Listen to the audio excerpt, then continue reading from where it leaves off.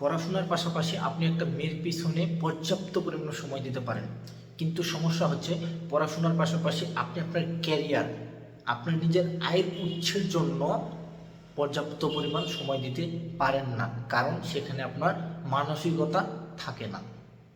এখানে প্রবলেম হচ্ছে পড়াশোনার পাশাপাশি আপনি আপনার প্রেমে সফল হতে চান, কিন্তু পড়াশোনার পাশাপাশি আপনি আপনার ক্যারিয়ারে সফল হতে চান না, কারণ এখানে আপনার মানসিকতা নেই। ভাই, এখান থেকে বের হইতে হবে।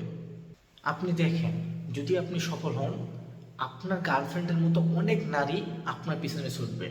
যদি আপনি অসফল হন, তাহলে আপনার ওই যে ভালোবাসার আদরের যে ভালোবাসা আছে, সেটাও আপনাকে পরে লাথি মারতে দ্বিধাবোধ করবে না।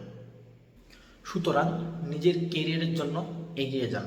আমি বিশ্বাস করি আপনার সামনের দিনগুলোতে আপনার জন্য অনেক ভালো কিছু অপেক্ষা করছে। আশা করি ভিডিওটি যদি ভালো লাগে তাহলে আপনারা কি অবশ্যই লাইক, কমেন্ট অ্যান্ড শেয়ার করে পাশে থাকবেন। ধন্যবাদ সকলকে।